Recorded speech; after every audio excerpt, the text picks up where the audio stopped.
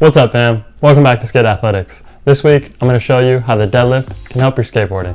The deadlift is one of the most common full body exercises that can be used to build strength, power, athleticism, explosiveness, etc. This exercise can be used in like a billion different ways, and there are many variations of the deadlift. To name a few, we have the traditional deadlift, the Romanian deadlift, the sumo deadlift, and the list goes on. So obviously there's so much we could cover when talking about deadlifts, but I want this video to focus specifically on how the deadlift can help your skateboarding. Since that's the case, I'm going to highlight the hex bar deadlift in this video. And if you don't have access to a hex bar, that's totally fine. I'm going to recommend trying the dumbbell suitcase deadlift as a good alternate. Let's take a look at this common setup position before the skater pops his trick.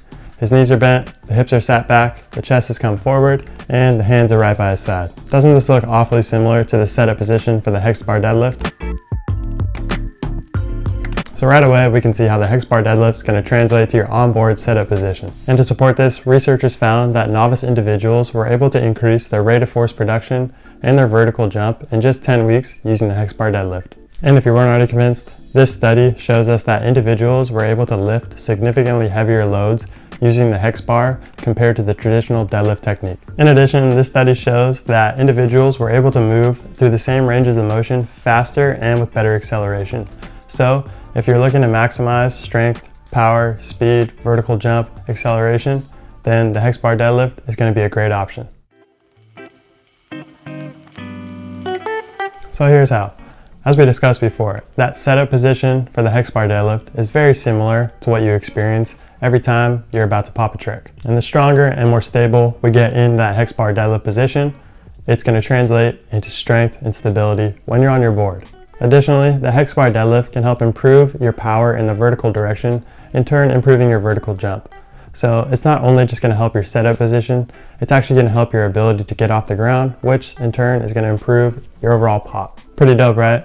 And that's not even all of it. The deadlift can help balance, posture, aerobic capacity, and much more. And of course, all of that can drastically help your skateboarding.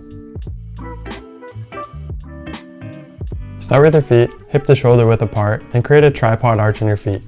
Next, get to this setup position where your knees are bent and pressed out slightly.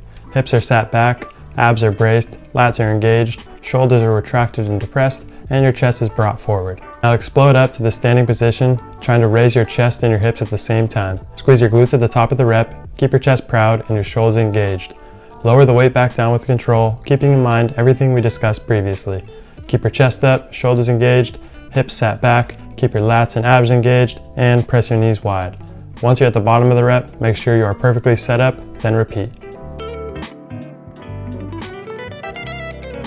Okay, so this is where it gets really difficult for me because, once again, as we discussed before, the deadlift can be used in a billion different ways, and I can't give you individualized recommendations because I don't know who you are. So I'm gonna start with this. If you're a skater who wants to improve strength and jumping ability, start with 4 to 8 weeks of a strength endurance phase, which is really gonna look like this. Use 3 to 5 sets with 8 to 12 reps and using 55 to 75% intensity level, which is going to be based off your 1 rep max or rating of perceived exertion. I know I said this a billion times. I'm going to make a video about 1 rep max and rating of perceived exertion, but to save time, just go look that up real quick to make sure you know what intensity to use. During this phase, I want you to use a controlled tempo, so it's going to take you about 3 seconds to lower the weight to the ground, and then I want you to explode back up to that standing position. And I want you to use a less than 90-second rest. If you're someone who works out all the time, feel free just to add that set to your whole workout. And if you're somebody that's brand new to workout, you can honestly do just 5 sets of the hex bar deadlift and use that as the full workout. Over time, you definitely will have to add some exercises and some overall intensity to the workout, but for now, you'll definitely make some improvements. All right, after you've done about 4 to 8 weeks of a strength endurance phase, now you're gonna start the power phase. Use 3 to 5 sets with about 2 to 5 reps. And this one's gonna have a big range of intensity, anywhere between 30% and 90%. Really just depends on what exercise you're using. So in this case, if you're only using the hex bar deadlift specifically, it's gonna be around 80–90%.